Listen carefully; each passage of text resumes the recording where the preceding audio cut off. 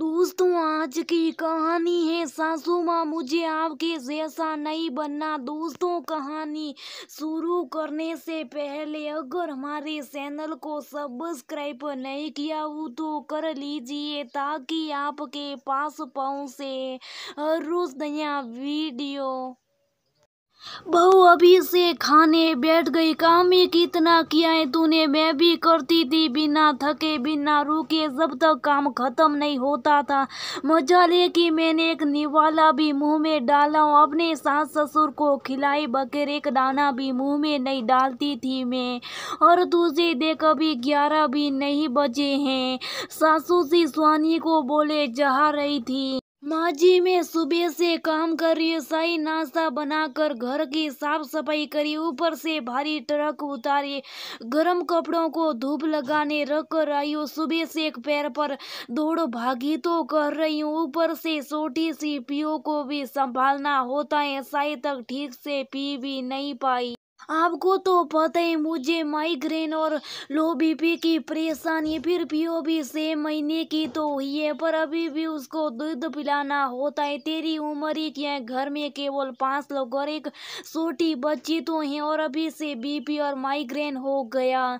जब मैं तेरी उम्र की थी तो मेरा तो भरा पूरा परिवार था। गरम गरम तवे से उतरती रोटियां खिलाती थी सबको, बच्चों को भी संभालते थे। नवरात्रि आते हैं तो काम भी बढ़ता। हमने भी किया है, तूने कौन सा तीर मार लिया, ऊपर से जवाब भी देती है। हमारी तो मजाल न थी कि सास ससुर के सामने जुबान से एक शब्द भी ना निकले। तू तो बार बार बड़ी मस्ती से अपनी बेटी को दूध पिलाना है, संभालना ये कहकर अपने कमरे में चली जाती हैं। आराम करें। अरे हमने भी बच्चे पाले, बच्चे तो रोते ही रहते पर हम अपना कर्तव्य निभाकर अपने बड़ों को खिला पिला कर के ही बच्चों को लेते थे। ये कहानी है हर आम घर की सास बहू की। इसमें अक्सर सासू जी खुद की बढ़ाई करते नजर आती है और उनका एक ही डायलॉग होता है कि हमने भी तो किया है तो तू क्यों नहीं कर सकती मेरे जैसे, तू क्यों नहीं बन सकती मेरी जैसी। और उम्मीद करती हूँ कि उनकी बहू भी उनकी जैसी बने। सुहानी को इस घर में आए लगभग 2 साल हुए। घर में आती सासू जी ने घर के रीति रिवाज और नियम कायदों की एक बड़ी सी संविधान संहिता सुहानी को घोट कर पिला दी थी। जब भी सासू जी बोलते उनके मुंह से हमेशा कोई ना कोई नया रिवाज और कायदा ही निकलता। सुहानी की एक 6 महीने की छोटी बेटी है। पति राघव है जो दिल से अच्छा है पर माता पिता का हद से ज्यादा करने वाला। उसकी नजर में पत्नी होती है घर की देखभाल करने वाली और सेवा करने वाली। सही राघव का की सोच थी। उसने भी शुरू से अपनी माँ को घर बार संभालते देखा था। बहन नहीं थी तो एक औरत के दुख और उसके दिल की व्यथा को शायद समझ नहीं पा रहा था। राघव भी अक्सर कहता मेरी माँ से 2 साल पहले तक पूरा घर और जिम्मेदारी संभालती थी। तुम्हारी उम्र में तो उन्होंने इतना किया है कि तुम उसका 1% भी नहीं कर सकती। कुछ को मेरी माँ से पूरा ना सही एक सौताई भी मेरी माँ की तरह बन जाओ तो तुम्हारे लिए बहुत है। पर तुमको देखकर लगता है कि तुम कभी नहीं बन सकती मेरी माँ की तरह। राघव की बात सुनकर सुहानी परेशान हो जाती। मुझे नहीं बनना तुम्हारी माँ की तरह। वो तुम्हारी माँ है और मैं तुम्हारी पत्नी। मेरा अलग वजूद है, अपनी अलग पसंद है, इतना तो समझते होंगे तुम।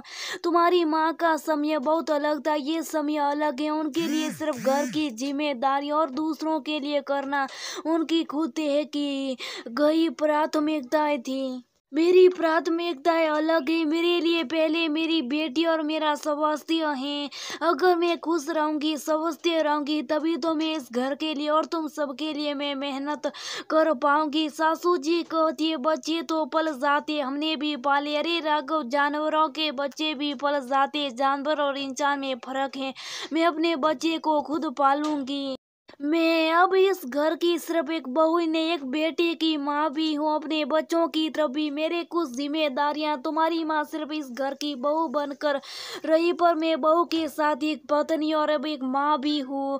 ये बात तुम पर भी लागू होती है राघव। तुम भी अब सिर्फ किसी के बेटे नहीं रहे, एक पति भी और अब एक पिता भी। पति और पिता की जिम्मेदारियाँ भी लो।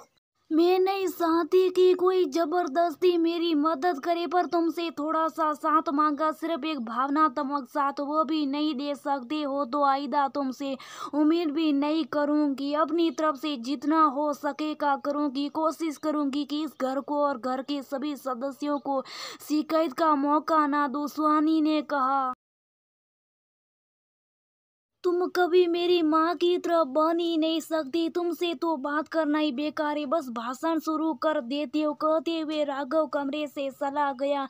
थोड़ी देर बाद जब सुहानी कुछ खाकर और पीयू को सुलाकर बाहर आई तो देखा सासू जी सिर पर कपड़ा बांधे सोफे पर लेटे, पास ही टेबल पर ढेरों दवाइयाँ पड़ी थी। सुहानी, हाय राम, मेरे तो नसीब ही बेकार है, तूने मेरे बेटे को क्या कहा? उसने मेरी तरफ देखा और कहा, माँ तुम्हें तो हमेशा कुछ ना कुछ होता ही रहता, ये कहो था हुआ निकल गया बाहर मुझे बिना बताए कि कहाँ जा रहा है और कब आएगा। मैंने पूछा भी तो जवाब भी नहीं दिया।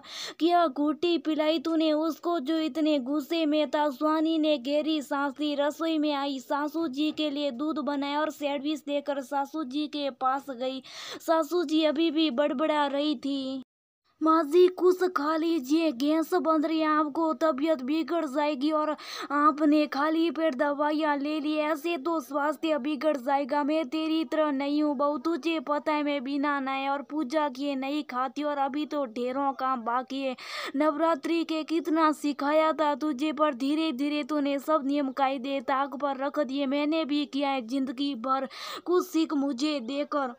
सुहानी ने कहा, देखो सासू माँ, 55 की उम्र में भी आपका स्वास्थ्य कैसा है?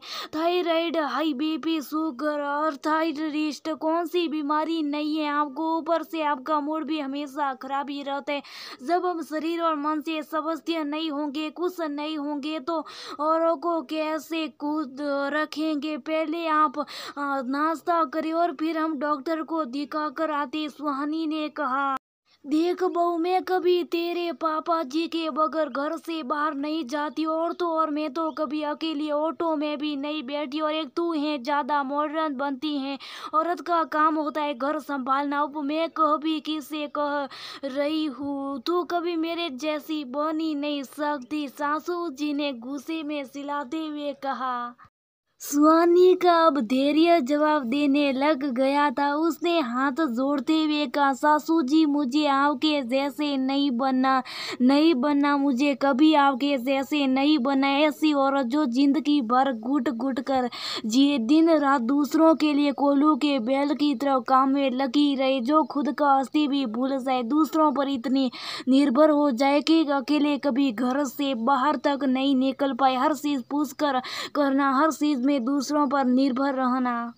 और क्या मिला मम्मी जी आपको कि आप खुश हैं? आपका शरीर बीमारियों का घर बन गया है, आप आए दिन बीमार पड़ आते हो। ऐसे में अब तो घर के अन्य लोग भी आपको ताना नहीं दे रहे कि क्या आप तो हमेशा ही ऐसे रहती हो। सासू जी, एक औरत के लिए उसका शरीर और स्वास्थ्य ही सबसे बड़ा धन होता है, जिसकी देखभाल उसे सभी करनी होती है।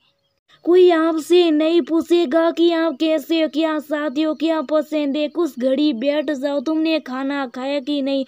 हमें अपना ख्याल खुद ही रखना होगा। जब हम खुद का सम्मान करेंगे, खुद कोमल वैल्यू देंगे, तभी सामने वाला भी हमें मोल देगा। आज अपने घर के आदमियों को इतना पग्गू बना दिया कि वे लोग आपकी बीमारी में भी आपसे उम्मीद करते हैं कि आप उनके लिए खाना बनाओगे, परोसेंगे, उनकी थाली उठाओगे। आपने अपने बेटे की शादी कर दी और एकदम से किशन से छुट्टी ले ली, सारी जिम्मेदारी कर्तव्य बहू के सर पर डाल दिया। यानी कहीं ना कहीं आप भी दुखी थी, परेशान थी घर की जिम्मेदारियों से। रसोई घर एक औरत का दूसरा घर होता है, जहाँ वो दिल से खाना बनाती है, अपने घर के हर कोने को प्यार से संभालती है, संवारती है। आप माने या ना माने, पर एक बात जरूर बताना चाहूंगी कि कहीं ना कहीं आपके दिल में ये कि जैसी मैंने जिंदगी जी वैसी मेरी बहू भी जिंदगी जिए। जो कर्तव्य मैंने ढोए, ठीक वैसी कर्तव्य मेरी बहू भी ढोए। आपको हमेशा दबाया गया, कभी आपकी ख्वाहिशें को, कभी आपकी पसंद को, कभी आपकी चाहतों को दबाया गया, कर्तव्य निभाने के नाम पर, एक आदर्श संस्कारी बहू बनाने के नाम पर। आज जब सांस बनकर आपके हाथ में एक अधिकार है तो आपके दिल में सुभद्रत बंधनों को तोड़ने की तड़प, ललक, ईर्ष्या और प्रतिशोध की भावना बाहर आकी, क्योंकि अभी तक आके डरी सहमी बहू बनकर कर्तव्य निभा रही थी, सेवा कर रही थी। आप खुद अपने दिल पर हाथ रखकर सोचे किया ये सही है, मैं माफी चाहती हूँ सासू माँ, पर मैं आपके जैसे नहीं बन सकती, मैं जैसी हूँ मुझे वैसे ही रहना है। अपनी पसंद से अपनी प्राथमिकताओं तय करनी है, अपने शौक पूरे करने, एक माँ बनकर हर पल को अपनी बेटी के साथ जीना, जिंदगी जीने सिर्फ काटनी नहीं है, स्वानी बोले जा रही थी। सासू जी की आंखों में नमी आ गई, शायद स्वानी के शब्दों ने उनके दिल के घाव को हरा कर दिया था।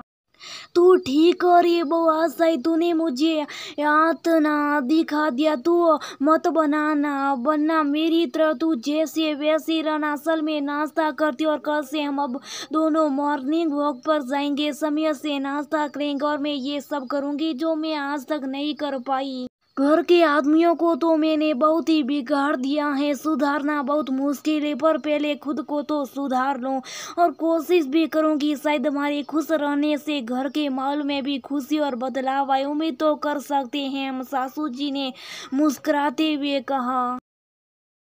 थोड़ी देर बाद जब स्वानी कुई को लेकर वापस आई तो देखा सासू जी ने आज एक खूबसूरती पीले रंग की फूलों वाले साड़ी पहनी है, गमले से गुलाब का फूल तोड़कर जूड़े में लगा रही है, मेकअप भी करा है।